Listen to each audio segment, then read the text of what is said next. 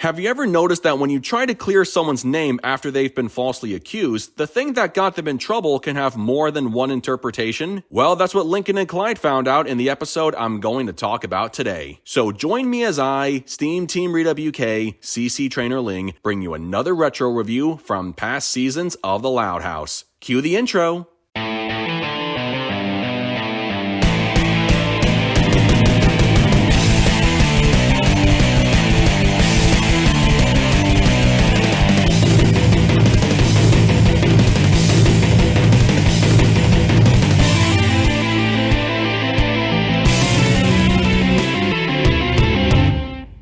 Today's episode is Crimes of Fashion. In this episode, Leni gets fired from her job at the mall because some scarves went missing during her shift, and Lincoln and Clyde launch an investigation to clear her name. I know this comparison is made a lot, but this episode was basically the better version of Sleuth or Consequences. The way the conflict is set up and how the mystery is solved came off as more natural and not so convoluted. Plus, the person, or in this case, persons doing the investigation don't end up taking the heat for the true culprit. However, unlike Sleuth, where it's sort of ambiguous on who committed the crime and it comes off as a shock when the big reveal happens, this episode makes it very clear in the beginning who was responsible for getting Leni fired. It turns out to be Mrs. Carmichael's son, who wanted to play superheroes with Lincoln and Clyde when they were dressed up as Ace Savvy and One-Eyed Jack. Even if the revelation was easy to figure out, the way the story reached that conclusion was handled very well. Lincoln was wearing what he calls a cape when he was dressed up as Ace Savvy, and Leni mentioned how a cape can also be used as a scarf. Then it all started to click because Mrs. Carmichael's son kept going on about playing superheroes and having a secret hideout, not to mention he was once tugging on Lincoln's cape, and he later showed everyone where the missing scarves were located. So basically, the kid took the scarves to use as superhero capes and stashed them in a secret hideout in the store his mom works at. This reveal is played off as very innocent and clever from both a character and writer's perspective, and Leni was able to get her job back thanks to her brother. Speaking of whom, even though Lincoln and Clyde were the lead characters, the one who stood out the most was Leni. She provided the most important clue they needed to crack the case, and it was great getting some continuity with her working at Reininger's, which was first established back in the episode Shop Girl. The only negative to the episode is Mrs. Carmichael. Her falsely accusing Leni of stealing from the store within her first month of working there and not providing any evidence didn't sit right with me. I know it's a cartoon where some things can or might be ignored for plot convenience, but never once does anyone float the idea of choosing to check the store security cameras to see if Leni really did make off with stolen merchandise. It seems very unlikely this place would lack any sort of surveillance system. They could have spotted her kid taking those scarves and Leni would have never been fired at all. Then again, if Lincoln and Clyde had agreed to play with that kid the first time, they could have cleared Leni's name in a matter of seconds, but hey, plot convenience. Aside from that, these two had their little funny moments trying to find the shoplifter and nail them for their crime while causing some destruction to the store in the process. First they think it's their classmate Gabby, then Scoots, and even Leni's co-worker Fiona. My favorite moment during their investigation was when they tried using clothes hangers as a spike strip to stop Scoots from leaving. Kinda stupid, but also very creative. As expected, none of their three suspects are revealed to be the one stealing scarves, even more so in Fiona's case because the only thing she was being secretive about was buying a dress from another store. I also noticed how each time Lincoln and Clyde got their suspects wrong and messed up in more ways than one, Fiona was always there to make a comment. Well, I mean, can you really blame her? If I saw a bunch of kids knocking things over and potentially screwing me out of my job, I'd be rather pissed off too. Overall, this was a really good episode. Click and McCloud had one of their best mystery-solving performances while wearing their Ace Savvy costumes. The way the conflict was presented and subsequently handled felt very organic, and even the big reveal on who was really behind the stolen scarves came off as both innocent and genuine, despite it being very obvious Carmichael's kid was the culprit the moment he stepped foot on screen. Leni gets the award for best character for playing a pivotal role in the story, and we got an introduction to her co-worker Fiona, who would later go on to have a few more cameos in future episodes. With that said, I give Crimes of Fashion an 8.9 out of 10. Well folks, that concludes my review of Crimes of Fashion. So I gotta ask, what did you guys think of this episode? Sound off in the comments below, and be sure to click that subscribe button for more Loud House related content. That's going to do it for me. I'll catch you guys for the next video, but until then, this is SteamTeamRedubUK, CC Trainor-Ling, signing off. Peace out, home slices.